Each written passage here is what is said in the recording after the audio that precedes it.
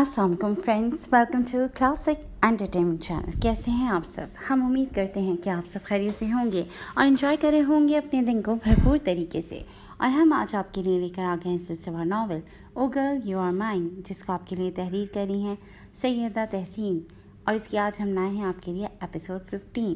तो फिर जल्दी से चलते हैं नावल की तरफ। मगर उससे पहले अगर आपने अभी तक हमारे चैनल को लाइक और सब्सक्राइब नहीं किया तो इसको सब्सक्राइब करें, आइकॉन बटन दबाएं ताकि हमारी नई और म्यारी वीडियोस आपको सबसे पहले देखने को मिले। तो चलते हैं नावल की तरफ। असफी घर पहुंचा तो आबदा, जो पहले ही बेटी की फिक्र में घुल रही थी, अब पूरा दिन बेटे के गायब रहने पर मुतफक्किर सी तस्बीह के दानों पे तेज़ी से उंगलियां चलाती मुंह में दुरूद शरीफ का विर्द करती जा रही थी कि शायद ऐसे ही बेकरार दिल को कुछ करार पड़े और उनके बच्चे भी लौट आएं। खानदान भर में कशफ की मौजूदगी की खबर जंगल की आग की तरह फैल गई थी और ये खबर उनकी भाभी ने ही हर सू नशर की थी। एक शहाब साहब और मीनू ही लाइम थे, वरना तो मोहल्ले वाले क्या, रिश्तेदार सभी क्या क्या बातें नहीं बना चुके थे कि कशफ किसी के साथ भाग गई है। हर कोई थू थू कर चुका था। सफ़ीर साहब को जब इल्म हुआ कि इस सब के पीछे उनकी बेगम का हाथ है तो वो भी उन पे अच्छे खासे बिगड़े थे और असद भी माँ से नाला था। लेकिन उनका इस खबर को ब्रॉडकास्ट करने का मकसद सिर्फ यही था कि अब अगर कशफ वापस भी आ जाती है तब भी वो उसे अपनी बहू नहीं बनाएंगी। असफी घर आते ही सीधा आबदा के कमरे में चला आया। कहाँ चले गए थे मेरे बच्चे? मैं कितना परेशान थी। और नैना बता रही थी कि तुम किसी काम से गए हो। बेटा, ऐसा क्या ज़रूरी काम था जो गुमशुदा बहन की तलाश से ज़्यादा ज़रूरी था? आबदा उसे देखते ही बैकग्राउंड से टेक छोड़ते ही सीधी हो बैठी और बेटे के दिन भर लापता रहने पर खफकी भरे लहजे में गोया हुई। मामा, ऐसा नहीं है कि मैं कशफ की तरफ से बेखबर था। मामू से भी इस बारे में बात हुई थी और थाने में भी कॉल करके पूछा था। उसकी यूनिवर्सिटी से भी पता करवाया, लेकिन कुछ समझ नहीं आ रही कि कहाँ चली गई है। ना तो हमारी किसी के साथ दुश्मनी है और ना ही उसका फ्रेंड सर्कल इतना वसी है कि किसी पर शक किया जाए। एक ही तो उसकी दोस्त है, उसे भी इस बारे में कुछ इल्म नहीं है। कुछ समझ नहीं आ रहा कहाँ ढूंढूं। हस्पतालों में, मुर्दा खानों में सब जगह पता करवा चुका हूँ, सब लाहासिल है।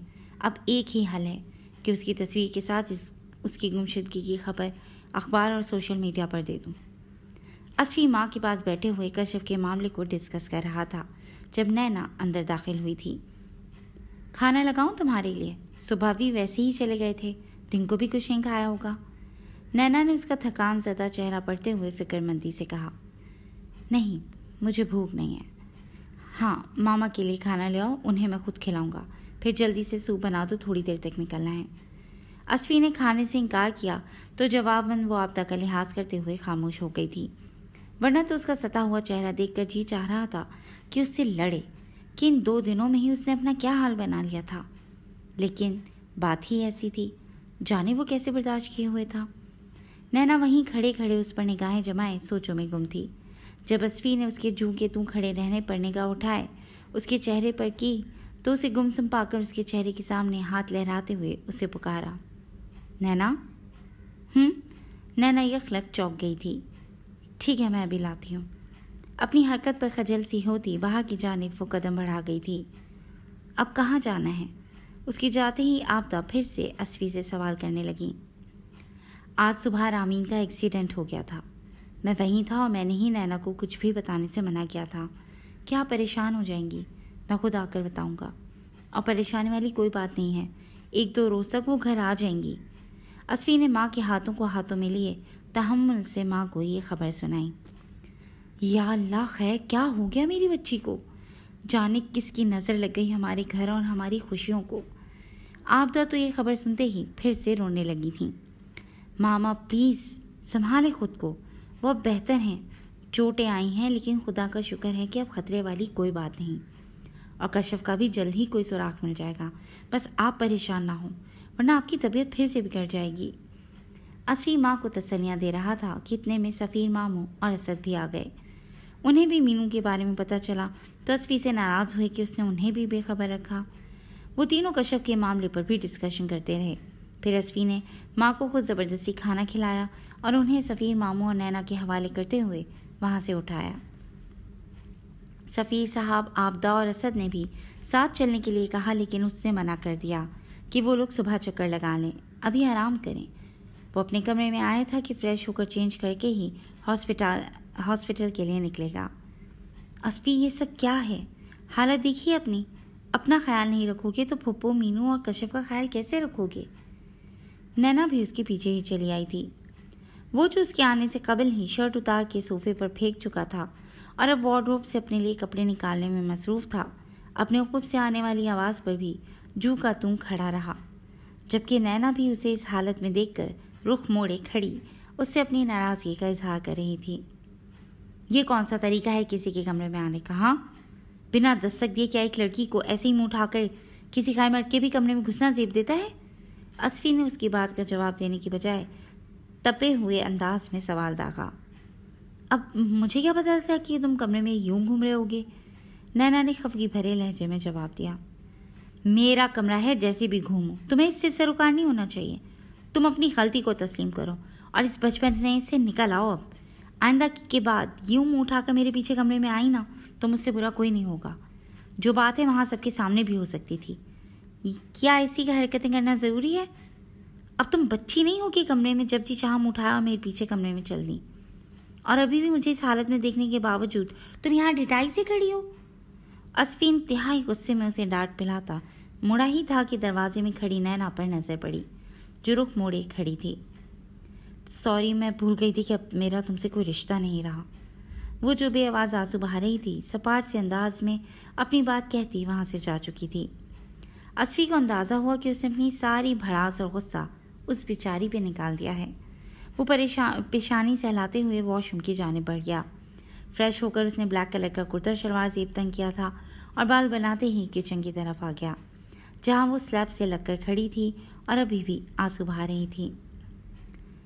آئی ایم سوری، شاید میں کچھ زیادہ ہی بھول گیا۔ اصفی نے اسے سامنے دیکھ کر ایکسکیوز کیا تھا۔ ٹفن میں سوپ کے ساتھ میں نے تمہارے لیے بھی کھانا رکھ دیا ہے، کھا لینا۔ وہ اس کی بات کا جواب دیے بنا اس کے سائڈ سے گزرتی کچن سے نکل گئی تھی۔ اصفی بس اسے دیکھ کر رہ گیا۔ اسے معلوم تھا کہ رات تک وہ اسی موڈ میں رہے گی، لیکن کل تک اس کا موڈ خود بخود ٹھیک ہو جائے گا۔ جب ہی وہ سر جھٹکتے ٹفن باکس اٹھائے ہاسپٹل کے لیے نکل پڑا تھا۔ شہاب صاحب مینو کے پاس ہی موجود تھے، لیکن اصفی نے ہاسپٹل پہنچتے ہی انہیں گھر بھیج دیا تھا۔ سوپ لایا ہوں آپ کے لیے، اصفی نے ٹفن کھولتے ہوئے مینو کو مخاطب کیا تھا۔ میرا جی نہیں چاہ رہا، کچھ بھی نہیں لینا مجھے۔ مینو جو گمسم سی تھی، اصفی کی بات پر بیزار سے انداز میں وہ مخاطب ہوئی۔ جی نہیں بھی چاہ رہا، پھر بھی پینا تو پڑے گا، خود اپنے ہاتھوں سے پلاؤں گا تو جی کرنا ہی لگے گا۔ اصفی نے اس کا موڈ ٹھیک کرنے کے لیے مسکرا کر کہا۔ اصفی پلیز، مجھے نہیں پینا، آپ خود پی لیجئے۔ مینو نے نفی میں سر ہلاتے ہوئے پینے سے انکار کر دیا۔ تھوڑا سا تو پینا پڑے گا، اتنی محبت سے خاص آپ کے لیے بنوا کر لایا ہوں۔ میری بھوک پیاس تو کل سے مٹی ہوئی ہے، رہتی کسر آج آپ نے پوری کر دی۔ اصفی نے کشف کے بارے میں سوچتے ہوئے کرب سے نچلا لب کچلا۔ کل سے؟ کیا مطلب؟ مینو کے دماغ میں سائیں سائیں ہونے لگی تھی۔ اسے لگا کہ سائم نے اصفی کو کچھ بتا دیا ہے۔ کشف کل سے لاپتہ ہے، اس کا کچھ پتہ نہیں چل رہا۔ ہر جگہ پتہ کر چکا ہوں، تھانے بھی رپورٹ کروا دی ہے، لیکن ابھی تک کچھ بھی نہیں پتہ چلا۔ بات کے دوران اصفی کے اعصاب تناؤ کا شکار ہوئے تھے۔ واٹ؟ کہاں جا سکتی ہے وہ؟ مینو نے حیرت زدہ آنکھوں سے اسے دیکھ کر پوچھا۔ کچھ پتہ نہیں، دعا کریں جہاں بھی ہو خیریت سے ہو۔ چلیں شاباش، یہ سوپ پئیں۔ اصفی اسے زبردستی مگر محبت سے قائل کرتے ہوئے سوپ پلا رہا تھا اور اس کا ذہن اس وقت کئی الجھنوں کا شکار تھا۔ ایک طرف اسفند کمال تھا، جو بالاج کی بہن کو پلکوں پر بٹھائے اس کا خیال رکھ رہا تھا۔ دوسری طرف بالاج شہاب تھا، جو کہ اصفی کی بہن کے ساتھ ایک رشتے میں بندھے ہونے کے باوجود حیوانیت پر اتر آیا تھا۔ میں کیسے یقین کر لوں کہ تم سچ کہہ رہی ہو؟ بالاج اب کشف کے قریب تھا کہ وہ اس کی پرحدت سانسوں کو محسوس کر رہی تھی، جبھی خوف اور حیرت سے اس کی آنکھیں پھیل گئی تھیں۔ میں سچ کہہ رہی ہوں بالاج، پلیز میرا یقین کیجیے، میں آپ کی ہر بات مانوں گی۔ کشف نے اسے اتنے قریب پا کر بمشکل کہا۔ یقین ہی تو نہیں آ رہا اب تم پر کشف۔ میں وحشی ہوں، درندہ ہوں، बेहिस और खुदगर्ज इंसान होना तुम्हारी नज़र में। क्यों, ऐसा ही सोचती हो ना मेरे बारे में तुम? बालाज ने उसके चेहरे पर गिरी लटों को उसके कान के पीछे करते हुए चुपती हुई मुस्कुराहट के साथ सवाल किया था। जवाब ने कशफ से सकते हुए बस नफ़ी में सर हिला गई थी। इन सब बातों के साथ साथ अब तुम झूठ का इजाफा करके अपनी बातों से मुकर कर अपनी सज़ा को खुद बढ़ा रही हो। बालाज अपनी बात मुकम्मल करते ही उन दोनों के दरमियान मौजूद ना होने के बराबर फासलों को भी हज़फ कर गया था। कश्यप की सिसकियों पर इस बार कोई भी उसे बचाने नहीं आया था। साबिर चाचा जब कमरे से निकले थे तभी कश्यप की तरफ से फिक्रमंद थे। जानते थे कि बालाज होश में नहीं है, जब भी वो भी खाना खाए बिना अपनी आरामगाह की तरफ बढ़ गए थे और अभी भी चित लेटे छत को घूरते हुए जाने क्या सोच रहे थे। बालाज प्लीज़। आज कश्यप की दुहाइयाँ भी बेअसर साबित हुईं और वो बेहिस बने हुए जारहाना रवैये पर उतर आया था। तुम्हारे नवाजे गए अलकावात पर ही पूरा उतरने की कोशिश कर रहा हूँ। मैंने सब कुछ सुना, सहा और बर्दाश्त किया है, तो अब तुम भी करो। बालाज ने उसकी दुहाइयों और सिसकियों को दबाने की कोशिश करते हुए हज़ियानी अंदाज में कहका लगाते हुए कहा, जबकि कश्यप के रोने में रवानी आती गई और उसकी रात सिसकियों और उस शख्स की दरिंदगी की नज़र हो गई थी। जी फ्रेंड्स, आज के लिए बस इतना ही। कैसी लगी आपको आज के एपिसोड? हमें अपने कमेंट सेक्शन में अपनी कीमती राय से ज़रूर आगाह कीजिएगा और जुड़े रहिएगा क्लासिक एंटरटेनमेंट चैनल के साथ, जहां बहुत जल्द हम एक नई एपिसोड लेकर हाजिर होंगे। टिल देन टेक केयर एंड अल्लाह हाफ़िज़।